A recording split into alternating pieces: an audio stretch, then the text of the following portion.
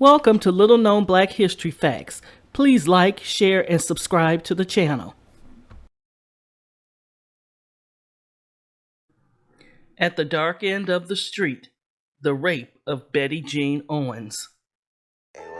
Betty Jean Owens is an African-American woman who was brutally raped by 4 white men in Tallahassee, Florida in 1959. On May 2, 1959, 4 white men, William Collinsworth, Ollie Stoutamire, Patrick Scarborough, and David Beagles, set out together seeking a black woman to sexually assault. Betty Jean Owens sat in the car with her friends, Richard Brown, Thomas Butterfield, and Edna Richardson. All were students at Florida A&M University. They were dressed in formal dresses and tuxedos as they were returning home from a dance they had attended at the university. The 4 white men approached the car at Jake Gaither Park, armed with shotguns and switchblades.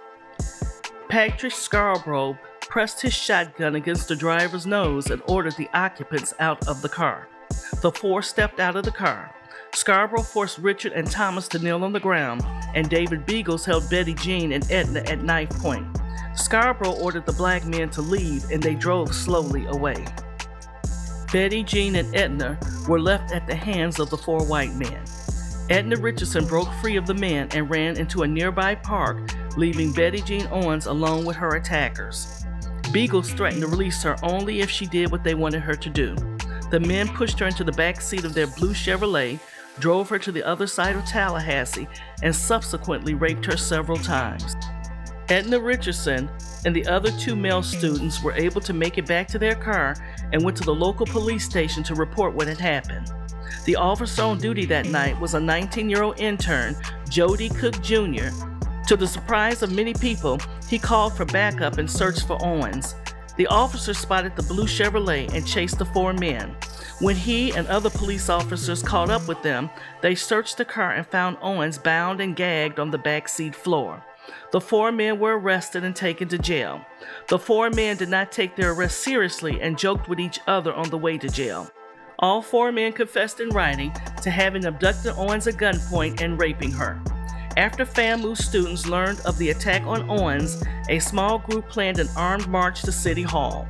This armed march would symbolize their protection of black womanhood with guns as the whites protected white womanhood. Other students argued against an armed march and instead planned a unity demonstration. 1,500 students entered the Lee Auditorium to demand justice for Owens, and the students announced that they would petition the governor for a speedy and impartial trial. The following day, over 1,000 students gathered with signs and prayers that were broadcast over news media.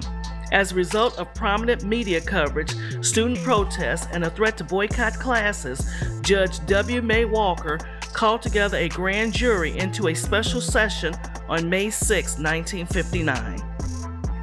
More than 200 black spectators entered the courtroom that day to watch the trial. A nurse accompanied Owens because she was still undergoing treatment for injuries as well as depression. All 4 men pleaded innocent to the shock of the spectators in the courtroom. The plea of innocence made a jury trial mandatory. The case was significant because for the first time in Florida, a judge sent white defendants charged with raping a black woman to jail to await their trial. Previously, Florida had never executed a white man for raping a black woman, and many thought that this would be the trial to change that. On June 12, 1959, Betty Jean Owens testified on her own behalf in front of 400 witnesses. She retold the events of the attack to the jury in detail. The defense attorneys worked diligently to prove that Owens had consented to the attack and argued that if a rape did occur, she would have sustained more serious injuries. The doctors that treated Owens told the jury that her injuries resulted in a 5-day hospital stay and that she was in terrible condition. When the prosecution rested its case, the defense attorneys claimed that the state had failed to do anything but prove sexual intercourse had occurred and called for an acquittal. Judge Walker denied the motion, and the defense was set to return the next day to present their case. The defense attorney claimed that the boys were intoxicated and that their taped confessions were inadmissible. However, under cross-examination, David Beagles admitted that his confession was voluntary. The defense tried to present the men as respectable and characterized Owens as a whore that wanted sex. The jury found the men guilty but asked for a recommendation for mercy. This latter part of the sentence ensured that the four men would not face the electric chair. On June 15, 1959, Judge Walker sentenced all four men to life in prison.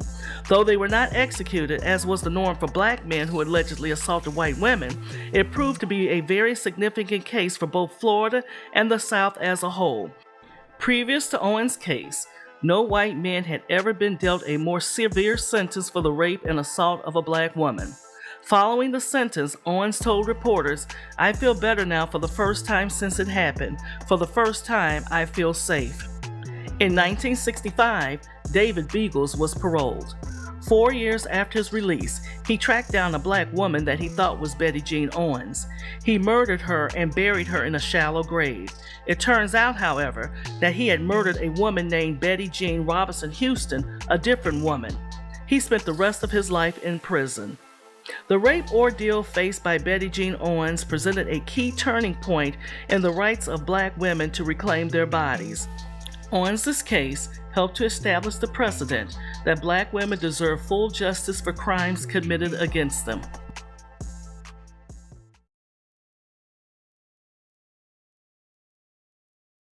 Until next time, if you like little-known history facts as I do, please like, share, comment, and subscribe to the channel. Press the bell to be notified of future uploads. Thank you for watching.